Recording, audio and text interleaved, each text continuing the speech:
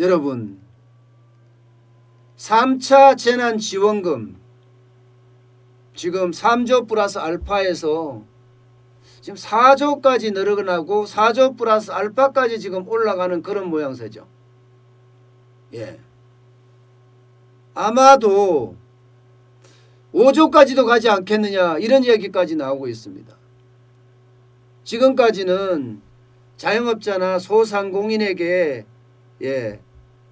선별 지원한다 이렇게 검토를 하다가 임대료까지 직접 챙겨줘야 되겠다 이런 얘기까지 지금 나오고 있는 거예요. 이런 얘기까지.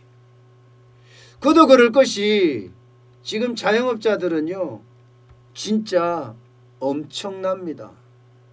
이게 20일 날 광장시장이에요. 서울 종로에 있는 광장시장. 손님이 없죠. 그야말로 휑합니다. 광장시장이 이럴 데가 없거든요. 광장시장이. 이거는 17일 날 명동이에요. 거의 유령상가에 가깝죠. 예, 유령상가에. 이게 여러분 전통시장이든 신흥시장이든 골목상권이든 어디건 상관없이 지금 다 상황이 똑같습니다. 상황이. 그만큼 자영업자들은 최악으로 지금 달려가고 있다 이렇게 보입니다. 여기에다가 고용원 있는 자영업자들 계속 줄어들고 있습니다.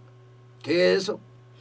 여러분 이제 빨간색이 쉽게 말하면 직원 둔 자영업자예요. 올 1월부터 시작해서 늘상 줄어왔죠. 16만 4천, 14만 5천, 17만, 15만, 16만, 11월 달에도 11만 5천 명이나 줄어들었습니다. 11만 5천 명이나. 전체적으로는 1인 자영업자, 나홀로 사장은 늘어났어요. 나홀로 사장. 왜냐하면 직원을 둔 자영업자가 직원을 내보내면 나홀로 자영업자가 되잖아요. 자영업자가 늘어났습니다만은 보시는 것처럼 11만 5천 명의 직원 둔 자영업자가 줄어들었는데 나홀로 자영업자는 5만 5천 명이 늘어났어요. 그러면 적어도 6만 명이 어디로 갔다는 거예요? 6만 명이?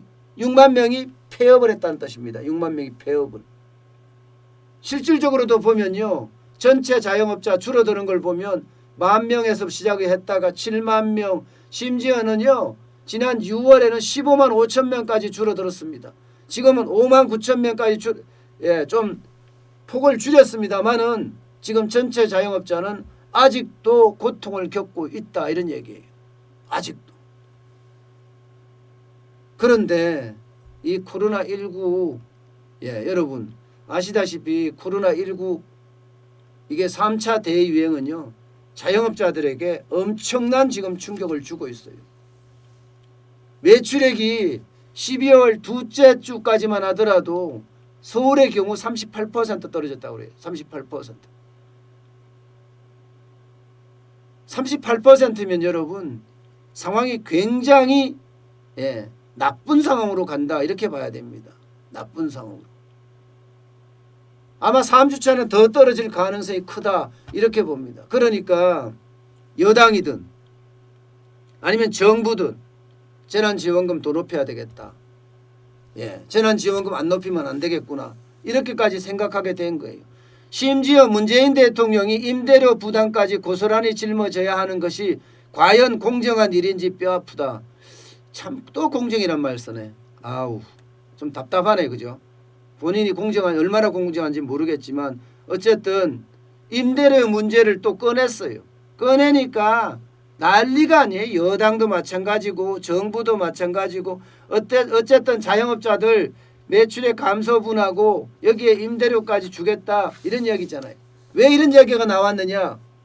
청와대 청원 게시판에 왜 자영업자만 총알바지가 돼야 되느냐 하는 청원이 게시되고 나서부터 이렇게 변한 거예요.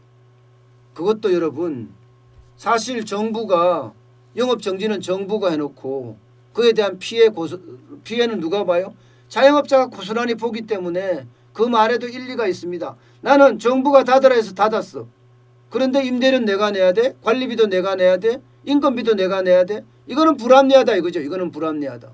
그러면서 청와대 청원 게시판에 뜨니까 그때부터 이제 대통령까지 나서서 이렇게 한다.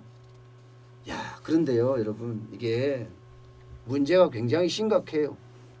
지금 3조 플러스 알파에서 4조 플러스 알파 내지는 5조까지 간다고 이야기하는데, 이 돈이 돼봤자 자영업자들한테 임대료 지원을 얼마나 해줄 수 있을까요? 50만 원? 100만 원? 아마 그거를 넘어서기는 쉽지 않을 겁니다 여러분. 왜냐고요? 대한민국은 자영업자가 굉장히 많습니다.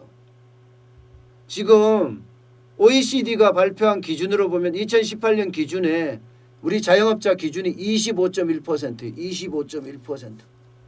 엄청납니다 비중 자체가. 아니 독일이 뭐 지원을 해줬다?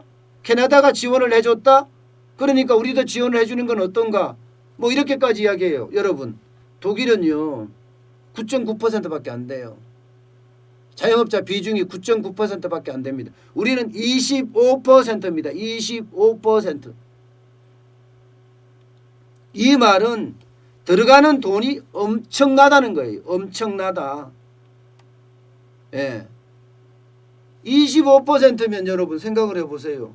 비중 자체가 25%면 4명 중에 1명이 자영업에 종사하고 있는데 여기에 임대료를 다 부담을 해주겠다. 독일처럼 뭐 90%까지 지원한 사례가 있는데, 또 캐나다처럼 75%까지 감면한 사례가 있는데 우리도 해야 되겠다. 이거 하기가 만만치가 않아요. 이거 하기가. 결국은 앞서 보여드렸던 것처럼 1조나 2조 정도 증액을 시킨다고 했을 경우에 많아봤자 50만 원, 100만 원 더 지원해 준다. 이렇게밖에 못 봅니다. 이렇게밖에. 예상했던 것보다는 훨씬 적다는 의미예요. 예상했던 것보다는요. 게다가 말입니다. 이렇게 됐을 때 국가 부채는 어떻게 될까요? 국가 부채는 천정부지로 올라갑니다. 천정부지로. 2021년에 47.3%까지 국가 부채가 올라가요. 그래서 부채가 956조까지 올라갑니다. 그런데 이거 더 올라갈 가능성이 더 큽니다. 왜? 추경 이미 이야기하거든요. 내년 보궐선거 앞두고 추경할 거예요. 제가 그랬잖아. 추경 어떤 식이든 할 거다. 그래서 또 돈 퍼줄 거다. 자영업자한테 퍼주든 전 국민한테 퍼주든, 저는 전 국민한테 퍼줄 거가 있긴 한데요. 또 퍼줄 거다. 그렇게 될 수밖에 없는 상황이에요. 3차 재난지원금 준다고 하지만, 임대료를 보전해 준다고 하지만 결국 해줄 수 있는 돈의 액수는 50만 원에서 100만 원 사이. 뭐 그것도 자영업자들 입장에서는요 큰 돈이긴 하죠. 큰 돈이기는. 큰 돈이기는 해요. 지금같이 장사가 거의 안 되는 상황에서 50만 원, 100만 원을 지원해 준다는 것은 엄청납니다. 저도 국밥집을 해봤지만요. 그냥 생돈으로 50만 원, 100만 원이 오는 것은요. 내가 운영해서 판매한 거에 운영비를 따지면 엄청나다니까요. 국밥을 한 그릇 팔 때마다 20% 30% 남는다고 생각을 했을 때 1,000원 2,000원 남는 걸 가지고 100만 원 50만 원 모으려고 하면 굉장히 크잖아요. 그렇게 비하면 50만 원 100만 원 큰 돈이지만 결국 그 돈이 모두 또 국가 부채로 계속 쌓인다는 사실. 결국은 국가 부채는요 또 자영업자가 세금 내서 메워야 돼요. 지금 상황이 어려우니까 임대료까지 보전을 해준다. 뭐 50만 원 100만 원이긴 하지만 그렇지만 국가 부채는 또 어떻게 하나. 그런 생각까지 들게 됩니다. 참 상황이 안타까워지죠.